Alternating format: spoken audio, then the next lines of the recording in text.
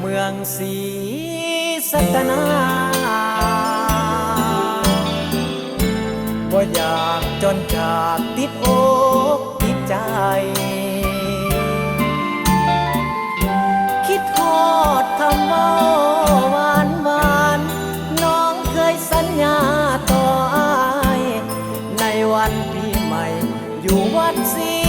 เมือง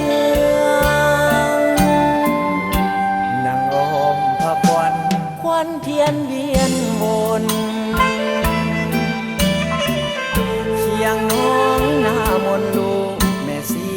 เมืองหมอพรวอนไหวให้สุขีอุดมหั่งมีเมืองแขกบ้านแขกเมืองนิยมส่งเสริมส่วนหาดดอนจันทร์พืชพันธุ์อุดมสมบูรณ์ชาวเมืองขยันเพิ่มพูนบ่ได้ปล่อยปละละเลยคำแรงลงสาวนางตะมูกพอไม่ตามเคยไผเดน้องสิได้เป็นเคยจอมแห่งผ่านมันสวนมนเที่ยวสมบูหารสถานวัดนา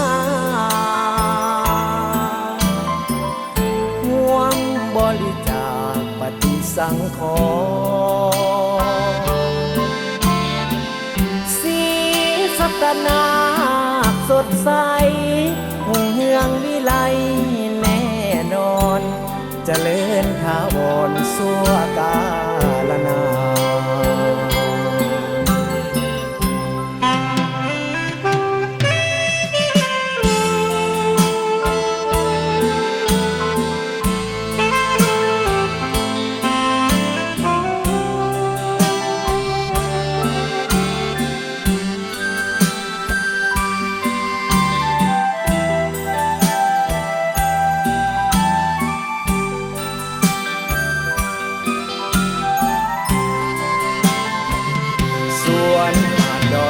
น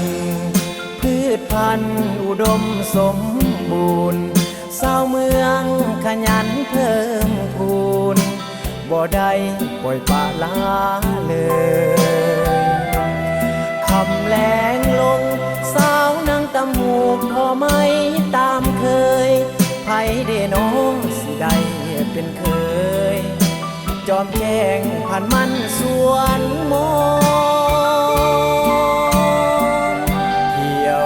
สมบูหารสถานวัดนา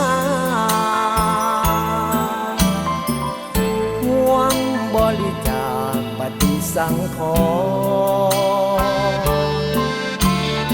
ณ์สีสัตนาสดใส